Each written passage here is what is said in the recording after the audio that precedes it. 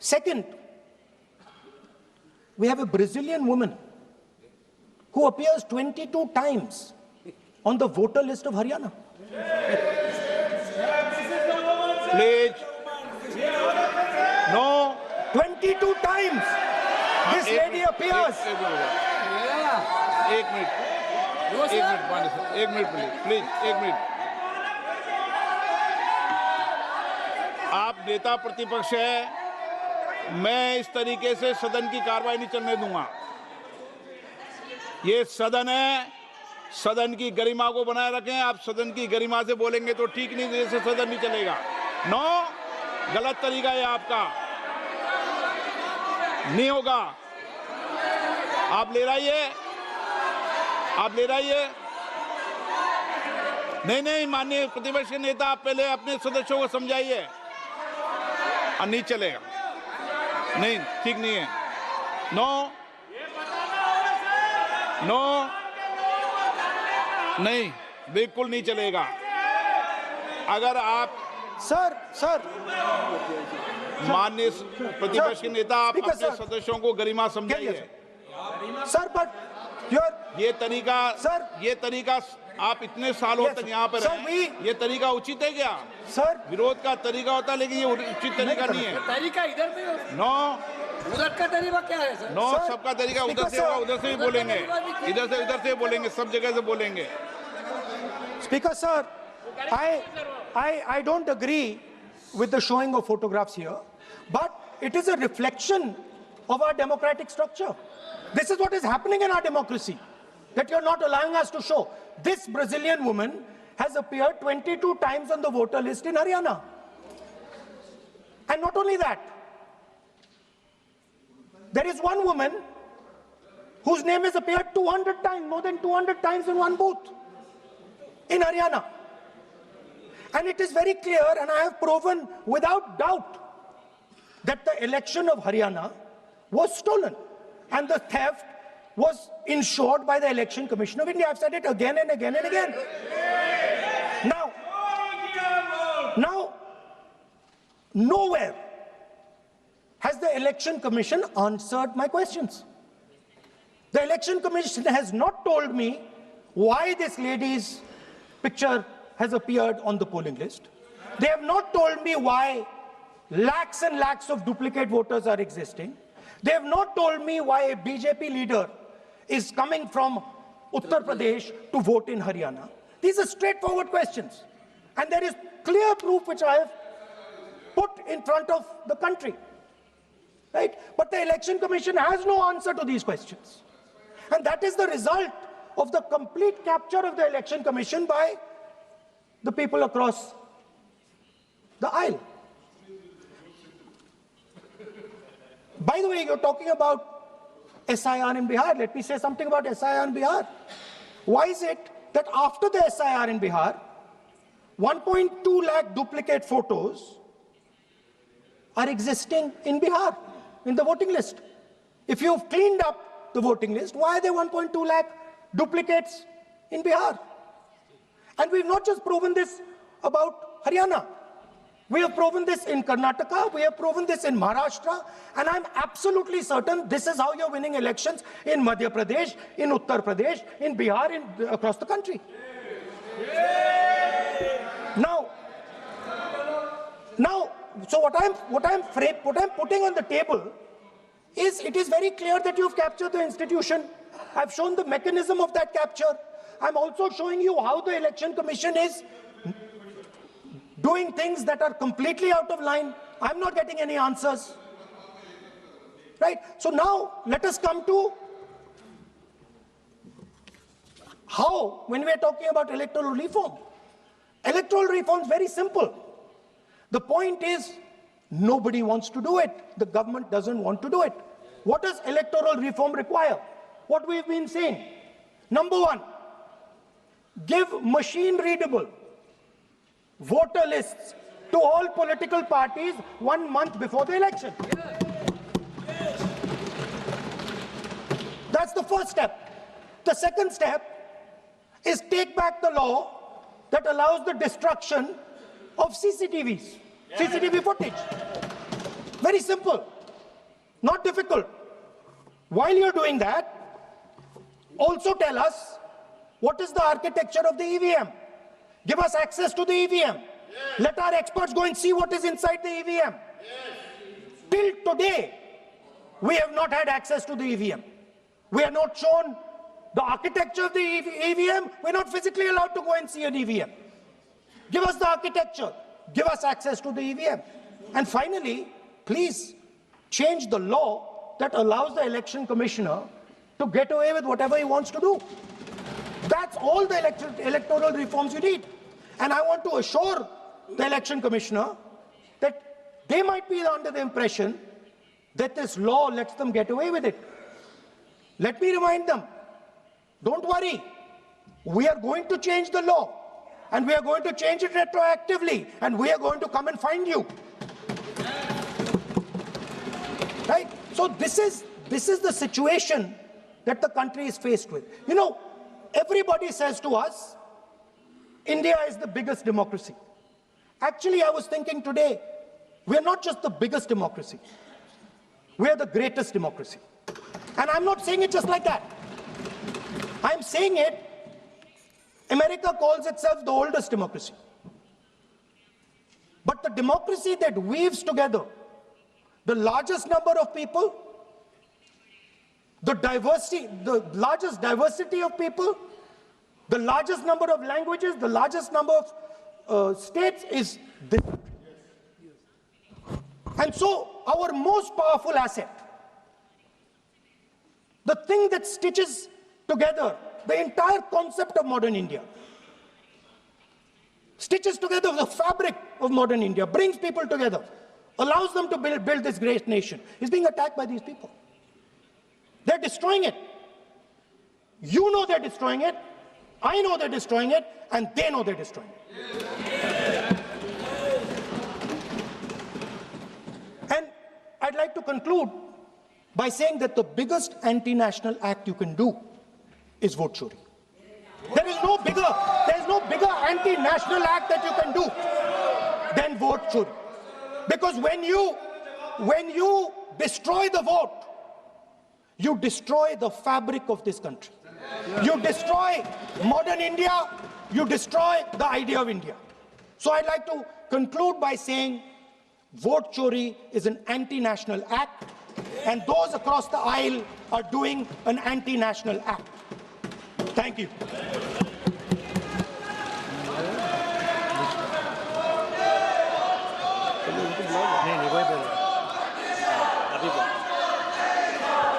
Nishikant Dubey.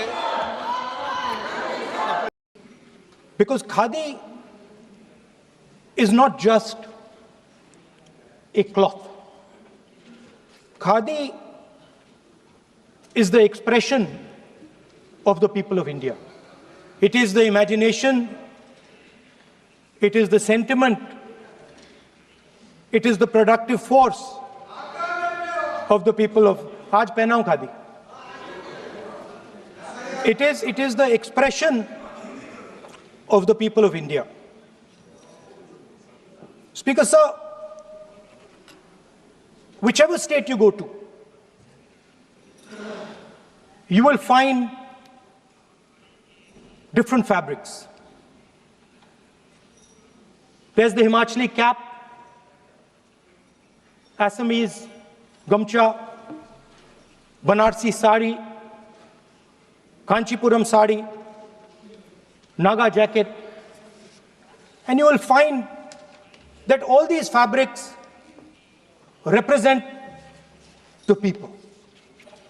When the people of Assam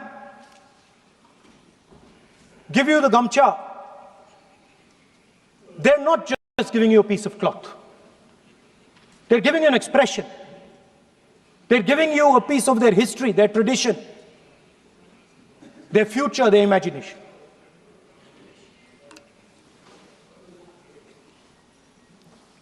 It's the same when the Nagas wear that jacket.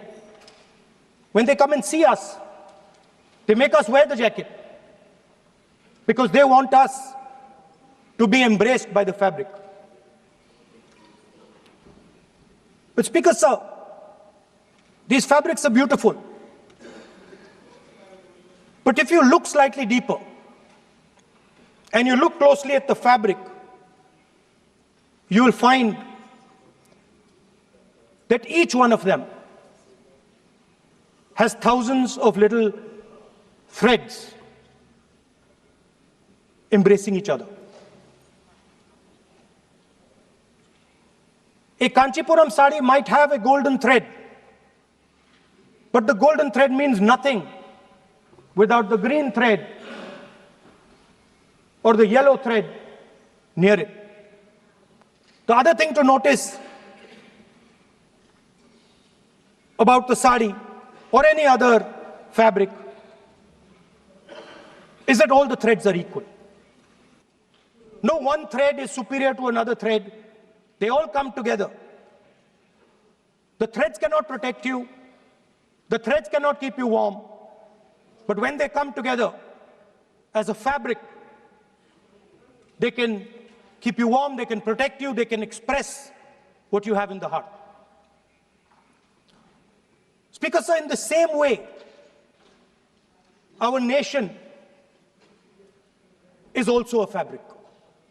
It's a fabric made up of 1.4 billion people, and the fabric is woven together by the vote.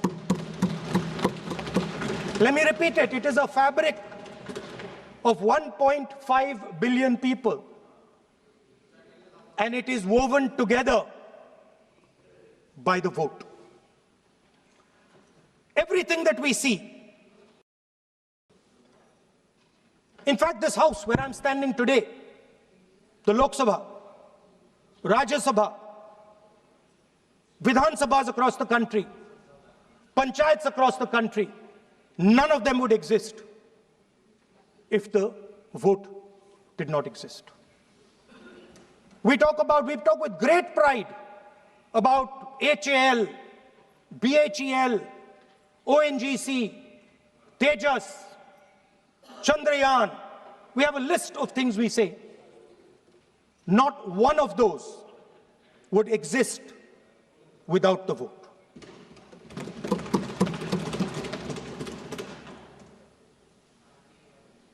Speaker, sir, it is the idea that every thread, every person in the Union of India is equal that disturbs my friends in the RSS. They are happy to see the fabric, but they cannot stand the idea that every single person in the fabric of our country, regardless of what religion they come from, regardless of what community they come from, regardless of what language they speak, should be equal. Because they fundamentally do not believe in equality. They believe in a hierarchy, and they believe that they should be on top of that hierarchy. Speaker, sir, on the 30th of January, 1948, 3 bullets pierced the chest of Mahatma Gandhi. Nathuram Godse assassinated the father of our nation. Today, our friends do not embrace him. Today, our friends have pushed him away. He's an uncomfortable truth. But that's not where the project ended. You see, as I said, everything has emerged from the vote. All the institutions have emerged from the vote. So it's obvious that the RSS has to capture all the institutions that have emerged from the vote. So the project, after Gandhiji's assassination, the next step of the project was the wholesale capture of India's institutional framework.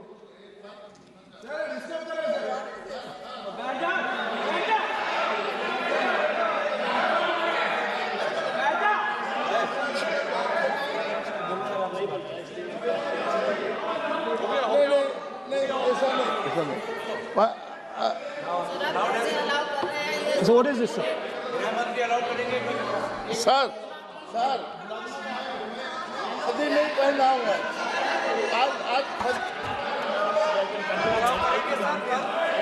I'm doing. Relax. मैं बुलाता हूँ, please बैठिए, please बैठिए, So, please.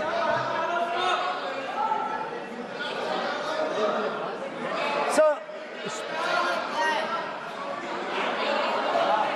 आप बोले पर हाथ मत जोड़े।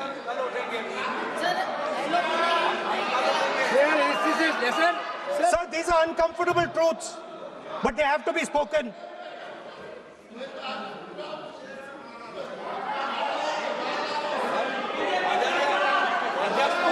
कितना खाती पैसे थोड़ा बता दे So these are uncomfortable truths, but they have to be spoken. My friends don't like the connections I'm making. They're disturbed by them. It's obvious. Speaker, sir, so after the father of the nation was assassinated, his vision of an equal India, of an India where institutions belong to the people, had to be destroyed. And so the process started, and the RSS attempted to capture one institution after the other. And I will give some examples so that it is crystal clear that this is the case. Everybody knows how vice chancellors are placed on top of Indian universities today. Every single person knows this. You go to any university, you speak to any youngster in India, he will tell you that it does not matter whether the professor has qualifications, it does not matter whether the professor has a scientific temperament. The only thing that matters is the professor belongs. माननीय सदस्य, I'm coming, sir. एक minute, माननीय सदस्य, चुनाव सुधारों पर चर्चा हो रही है। सर ये मैं उसी पे कर रहा हूँ सर। आप किसी भी संगठन का नाम जो इस हाउस में उसका नाम ले लें। नो, एलओपी है तो इसका मतलब ये नहीं है। एलओपी का मतलब नहीं है, आप जनरल बात बोलो। आप राष्ट्रपति भाषण में बोलिए जनरल बात। सर हम लोग सुनना चाहते हैं। सर स्पीकर सर हम लोग सुनेंगे शांति से। हम लोग शांति से सुनना चाहते हैं और ये आप लोग सुनिए ना क्या कहना चाहते हैं। धमकी देंगे आप? हम लोग सुनने के लिए बैठा है। अभी तक नेता प्रतिपक्ष एक शब्द चुनाव सुधार पे अभी तक आया ही नहीं है। संसदीय कार्य मंत्री बोल रहे हैं।